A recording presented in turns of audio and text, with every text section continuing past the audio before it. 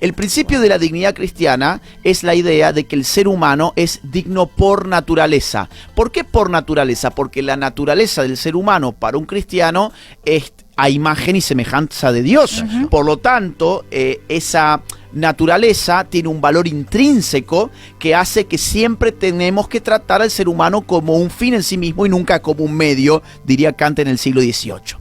Entonces, ¿qué dice Rockefeller? No, hay que desbancar ese principio y hay que postular un nuevo principio ético según el cual los niños solo deben llegar al mundo si son deseados. Claro. 1972, solo el niño deseado debe ser parido.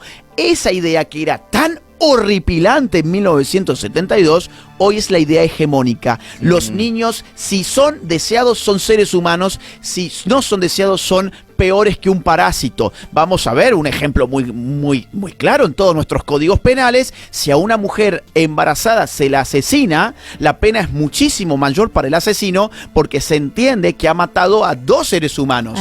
Pero si resulta que esa mujer que está embarazada, ella no desea a ese niño, esa misma mujer puede matar a ese niño porque ese niño ha perdido su dignidad intrínseca. Para vos llegar a esa conclusión tenés que haber destrozado la idea de dignidad humana que heredó Occidente de la fe cristiana.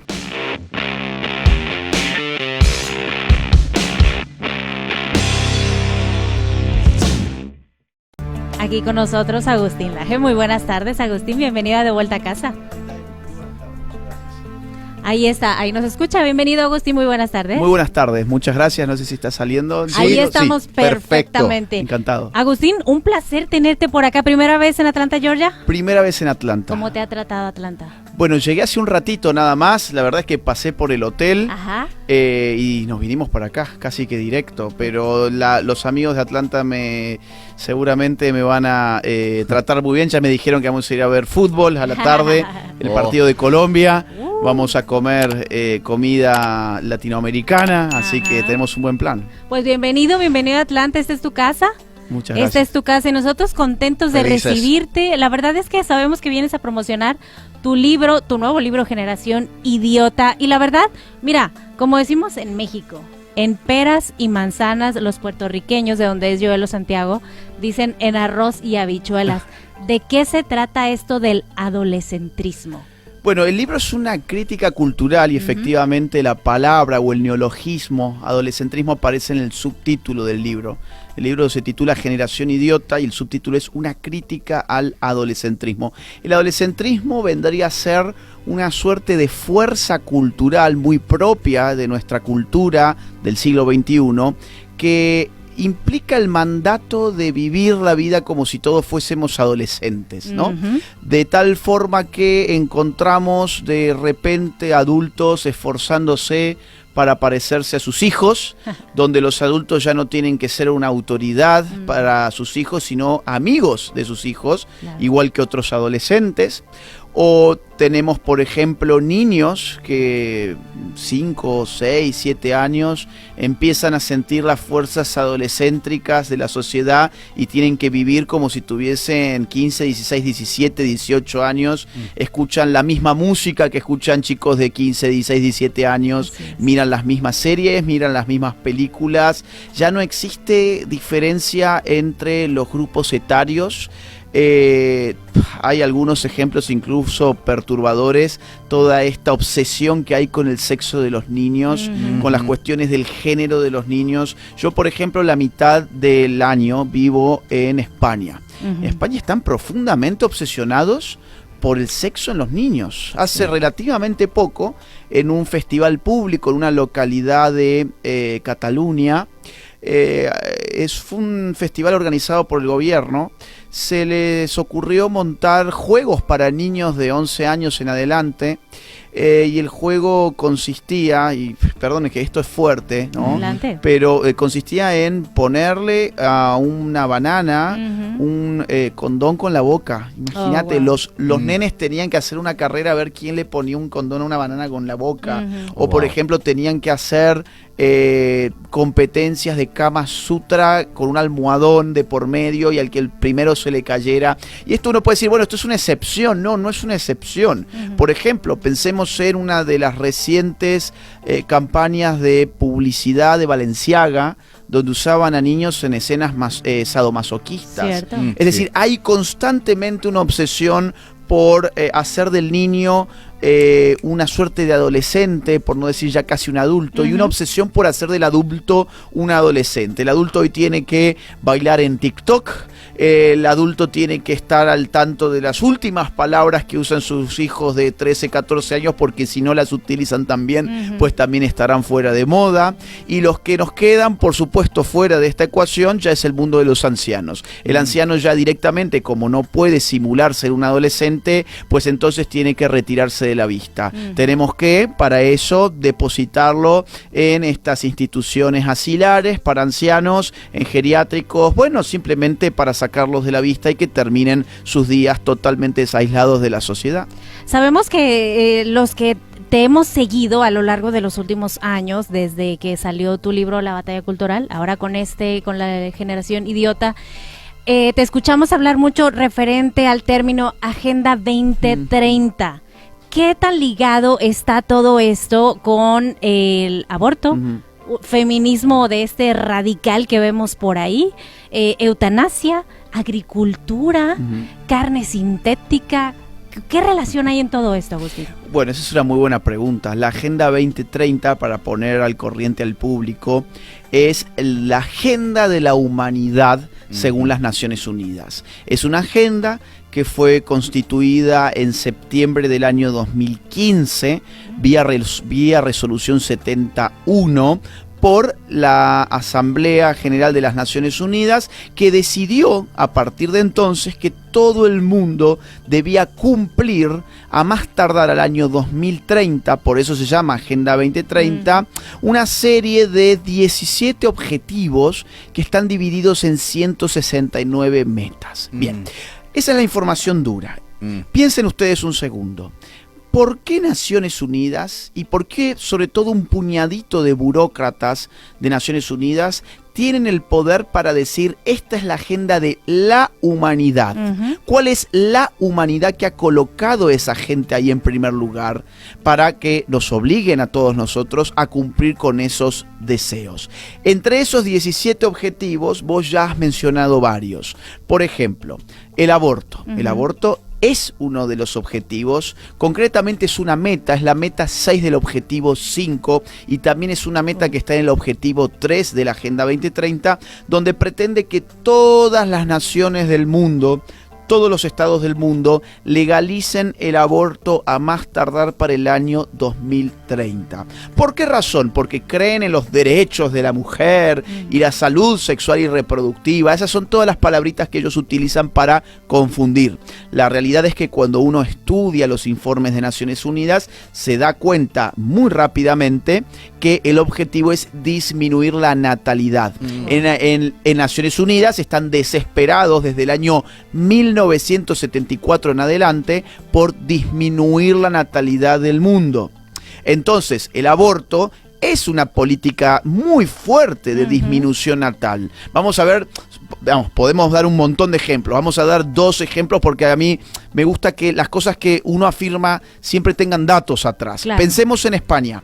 España es un país que se está suicidando demográficamente, tiene una tasa de natalidad de 1,1 hijos por mujer y necesita por lo menos el doble para subsistir en el tiempo como nación. Y sin embargo en España se abortan por año alrededor de 100.000 niños españoles y nacen por año alrededor de 400.000 niños españoles. O sea, solo con aborto se ha reducido la natalidad un 20%.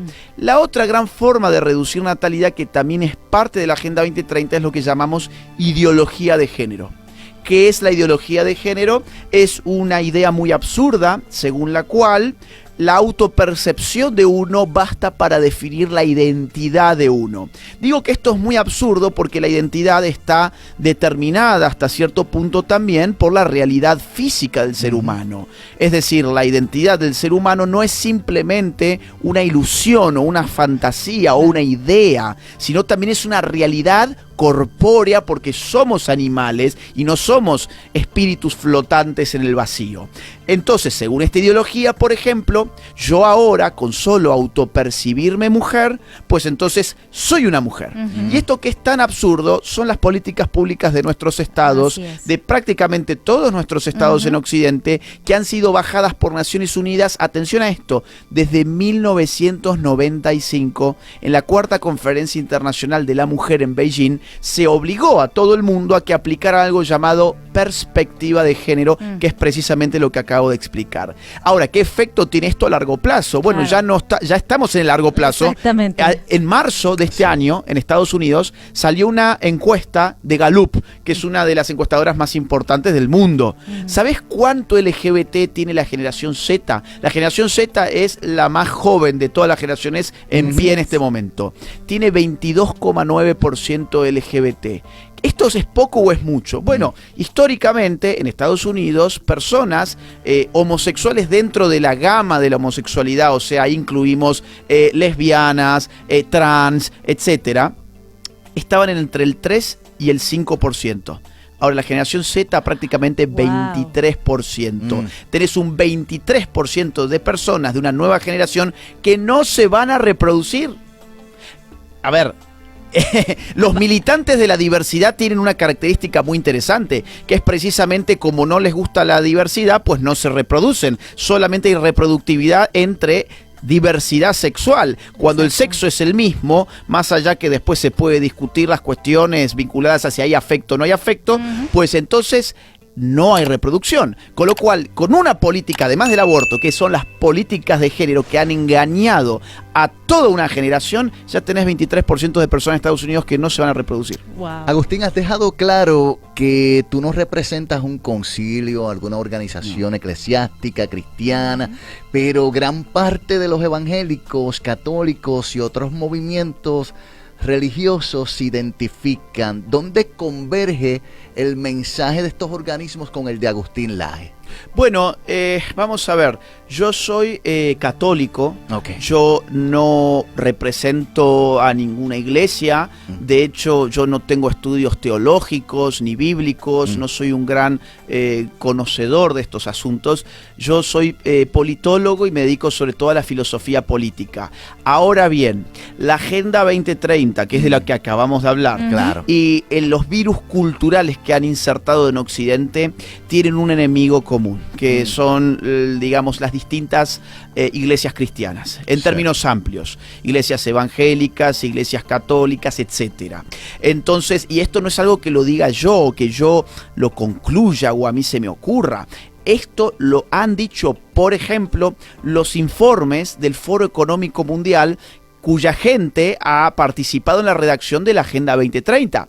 La gente que hoy está en la dirección del Foro Económico Mundial ha participado de la configuración de la Agenda 2030 en el año 2015, entre el 2014 y el 2015. Y ellos ya han dicho, el cristianismo es nuestro principal problema. Hay que descristianizar Occidente. Vamos a poner un ejemplo de este país. En el año 1972, pues tenemos que irnos atrás para entender esto, es un proceso muy largo, no empezó en el 2015. En el año 72, un señor llamado Rockefeller, John Rockefeller III fue, porque hay muchos John Rockefeller, uno de los hombres más ricos del mundo, ¿sí? Era parte de la familia dueña de la Standard Oil, es colocado en una comisión gubernamental titulada Comisión de Crecimiento de Población y Futuro Norteamericano. ¿Para qué? Para que elabore un programa para disminuir la natalidad en Estados Unidos. Entre otras recomendaciones que da el señor Rockefeller al gobierno norteamericano en 1972, está la idea de que hay que legalizar cuanto antes el aborto en este país. Y lo que llama Rockefeller es a desbancar el principio de la dignidad cristiana. El principio de la dignidad cristiana es la idea de que el ser humano es digno por naturaleza. ¿Por qué por naturaleza? Porque la naturaleza del ser humano para un cristiano es a imagen y semejanza de Dios. Por lo tanto, esa naturaleza tiene un valor intrínseco que hace que siempre tenemos que tratar al ser humano como un fin en sí mismo y nunca como un medio, diría Kant en el siglo XVIII. Entonces, ¿qué dice Rockefeller? No, hay que desbancar ese principio y hay que postular un nuevo principio ético según el cual los niños solo deben llegar al mundo si son deseados. Claro. 1972, solo el niño deseado debe ser parido. Esa idea que era tan horripilante en 1972, hoy es la idea hegemónica. Los niños, si son deseados, son seres humanos, si no son deseados, son peores que un parásito. Vamos a ver un ejemplo muy claro en todos nuestros códigos penales. Si a una mujer embarazada se la asesina, la pena es muchísimo mayor para el asesino porque se entiende que ha matado a 2 seres humanos. Pero si resulta que esa mujer que está embarazada, ella no desea a ese niño, esa misma mujer puede matar a ese niño porque ese niño ha perdido su dignidad intrínseca. Para vos llegar a esa conclusión tenés que haber destrozado la idea de dignidad humana que heredó Occidente de la fe cristiana. Entonces, en el año 73, solo un año después de esta idea de John Rockefeller, ¿qué pasó en Estados Unidos? Roe versus Wade, legalización del aborto y ya es el resto es historia. Así es. El título de entrada, el título de tu libro Generación Idiota es sumamente atractivo. Sabemos que el día de mañana tienes un evento aquí en Atlanta precisamente para ampliarnos más este tema, porque quizá suene agresivo para algunos. Sin embargo, es atractivo para todos. No se preocupen porque no es una agresión. Es decir, yo tomo el término idiota porque evidentemente es un juego, no, pero es interesante porque la palabra idiota viene del griego antiguo. Idiotes eran aquellos griegos antiguos que pudiendo tener una participación en la esfera pública se quedaban en sus casas. Y para el griego era muy importante participar en la plaza pública porque allí se discutían los temas comunes. Allí se discutía lo que diríamos la política.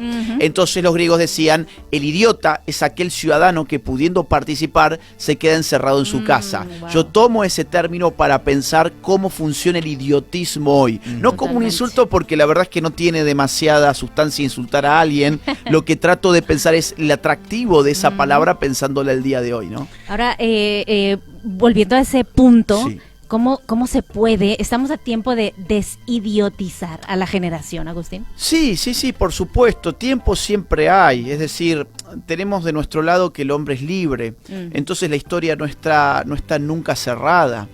La historia es un flujo interminable de idas y vueltas, no hay un destino final sellado en el cual nos aproximemos.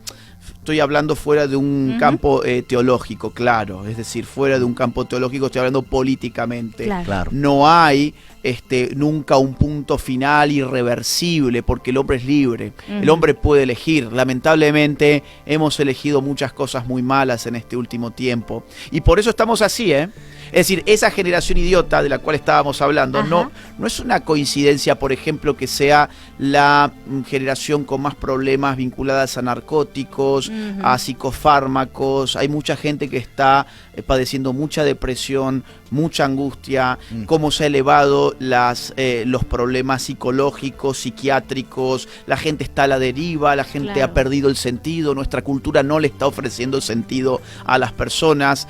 Ahora eso se puede revertir, por supuesto que se puede revertir, pero para revertir eso hay que hacer algo. Mañana vamos a hablar de qué cosas también se pueden hacer. Es decir, en la conferencia no vamos simplemente a despotricar, a criticar, vamos a criticar porque es importante para hacer un diagnóstico, pero más vamos a darle a los jóvenes y a los padres de familia herramientas para que puedan lidiar con esta cultura y sobrevivir y tener además vidas que valgan la pena vivir. Yo creo que va a ser una invitación interesante para mucha gente. Agustín, yo sé que tenemos que finalizar porque tienes otros compromisos, pero esta pregunta no puedo dejarte ir sin hacértela. Con gusto. ¿Movimientos a favor conservador en Europa?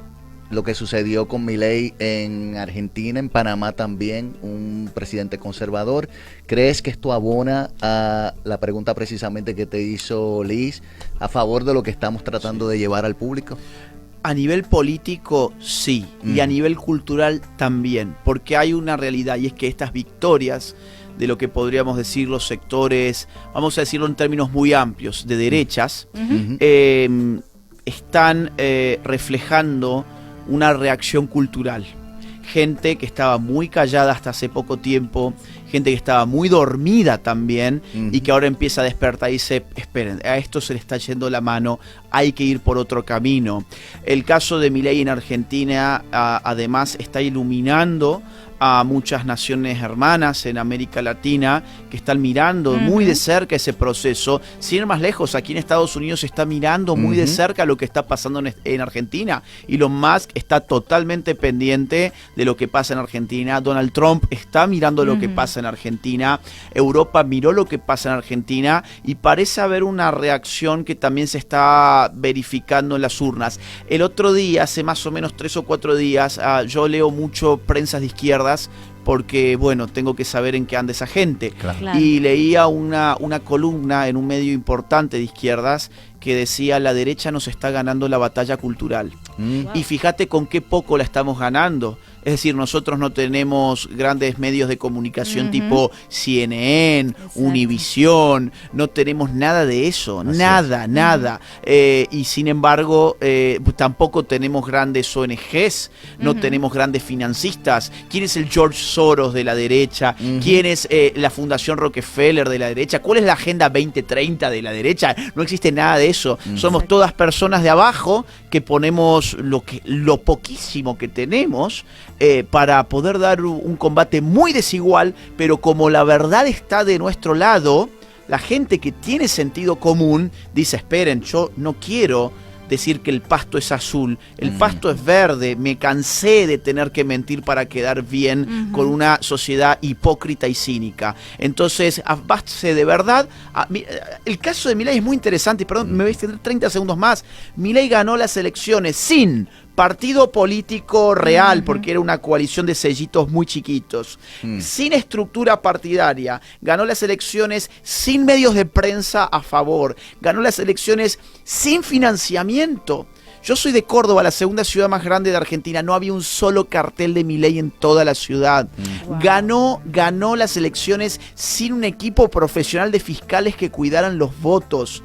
Ganó las elecciones solo a base de batalla cultural en redes sociales. Totalmente. Es decir, se puede, ni hablar ahora los partidos conservadores de Europa que ganaron, son todos ellos muy chiquitos, sin financiamiento, pero que están dando una gran batalla. Por no mencionar aquí el caso de los republicanos, es decir, es otro caso, pero cuando uno compara el dinero que ha usado el Partido Demócrata con el Partido Republicano, tantos en las elecciones del año pasado, de hace 4 años, y las elecciones del 2015, 16, va a ver que los demócratas tienen a su disposición una cantidad de financiamiento incalculable. Entonces, la realidad es que todo es muy a pulmón, todo es muy de abajo, pero se están logrando grandes objetivos. El día de mañana estará en la iglesia Monte Sinaí en Norcross, el zip code 30093. Ahí estará en conferencia a partir de las 7 de la tarde Agustín Laje en la presentación de su libro Generación Idiota. Para más información, 786-295-9125. Repito, 786-295-9125. La verdad es que es una extraordinaria oportunidad para escuchar todo lo que nos viene a proponer Agustín Laje. Y es que tenemos que unirnos como sociedad para rescatar a nuestra familia, que es la base de la sociedad. Agustín, qué honor tenerte aquí en De Vuelta a Casa. No, encantadísimo. Gracias por tu tiempo. Gracias a ustedes por el diálogo y bueno, espero que pronto nos veamos de nuevo por aquí. Así claro será, sí, así será. Esta es tu casa, Agustín. Nosotros continuamos con más aquí en De Vuelta a Casa. No quiero que cierres este video sin antes contarte que mi más reciente libro, titulado Generación Idiota, ya se encuentra disponible en las más importantes librerías de toda América y de España también. Además, podés encontrarlo a través de Amazon en el link que te dejo en la descripción de este video. Mi trabajo se financia única y exclusivamente a partir de las donaciones libres y voluntarias de aquellos que valoran mi trabajo. Si quisieras colaborar económicamente conmigo, te invito a hacerlo uniéndote en mi comunidad de Patreon, siguiendo el link que se encuentra en la descripción de este video, o bien uniéndote a la comunidad de YouTube haciendo clic en el botón unirse. Si no pudieras colaborar económicamente, no te preocupes, hay muchas otras formas de ayudar. Por ejemplo, difundiendo este video, poniéndole like, dejando tu comentario, suscribiéndote a este canal y activando la campanita.